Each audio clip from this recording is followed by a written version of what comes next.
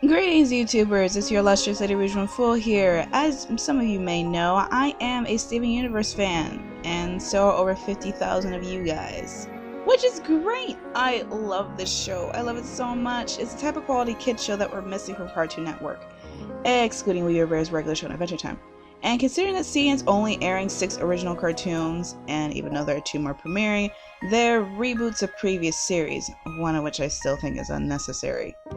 And one of the show's previous creators has to pull freaking teeth to get a continuation of a previous successful show greenlit. Steven Universe is a breath of fresh air, in spite of all that. It's progressive, the characters are well developed and likable, and it's dripping with lore. Glorious lore. Which is why it pains me every time it goes on hiatus for several freaking months. But it's the lore that we're here to talk about. One of the biggest mysteries surrounding the show is who is Pink Diamond, and there have been several fan theories suggesting that Rose is Pink Diamond, and I do suggest you watch them. They made some interesting points, but personally I can no longer support this theory. I present you with a new one. Rose Quartz killed Pink Diamond, and I'm talking completely shatter her gem here. It's not that pyramid bismal thingy that's in Lion's Mane, no, she shattered it, it's gone. My wheels first started turning in the last Steven bomb, specifically in the answer and message received. In one of the theories it was stated that Pink Diamond got demoted to a Rose Quartz through the rebellion, but that doesn't make much sense. In the Steven Universe Guide to the Crystal Gem book, of which I do own a copy, it stated that Rose's gem type is a quartz. If one can just change their gem type to a higher or lower one, what's the point of the hierarchy? And what the hell makes the diamonds so special then? Besides the diamonds we've seen thus far, their gems have been literally diamond shaped. I think Rose is similar to that of Sapphire, being a type of aristocratic gem. How do I know? Well, let's look at all the weapons we've seen thus far. We have a spear, whip, gauntlet, shield, helmet, hydrokinesis, energy bow, flail, and warhammer. And if you're wondering why I'm not mentioning Paradox Blaster, it's because it's a weapon she doesn't form from her gem. She either can't, doesn't know she can, or she's never tried it. I'm betting on the latter here. She says herself that she's made for engineering, and engineering doesn't require that much combat. So what have we noticed? Everyone's weapon except for Rose's has been a melee weapon, or offensive weapons for all you nitpickers. Rose has a size-changing shield. Now, why would she need that? Unless she's tasked with protecting a large gem like the diamonds have been shown to be. Let's face it, Rose's design doesn't look like she's made for combat, especially when compared to someone like Amethyst, Jasper, or Ruby. Her design is very similar to Sapphire, just more detailed, which made me think that Rose is just a high enough grade of quartz to be considered aristocratic status. Now for my headcanon. Rose was specifically made for Pink Diamond as a type of honor guard or something, with the power to be used specifically for defense so she can focus on protecting her diamond, but still having the ability to fight back enemies if they got too close, since a quartz is still made for combat. And as seen in the answer, she's clearly capable without a weapon.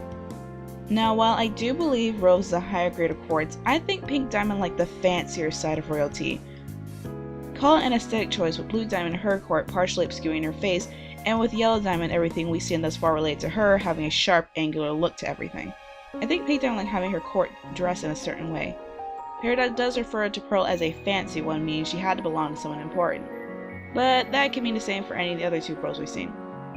But Rose is still a soldier regardless, even if she's used for more defense than offense. But still, who puts their soldiers in dresses, unless their creator would like to be seen as elegant and fancy even in combat? Now, either Pink Diamond was tasked or volunteered to find a world to be cultivated for the colony, and she chose Earth. I believe Pink Diamond tasked Rose with scouting out the area, bringing along a few other gems, and thus the construction began. As stated by Paradox, only 5% of the construction was completed, and Pearl said the fight for the planet's independence lasted for 1,000 years. Now, before Rebellion began and construction started, I believe specifically on the kindergarten, Rose noticed the effects it was having on the planet, specifically on the organic life that lived there.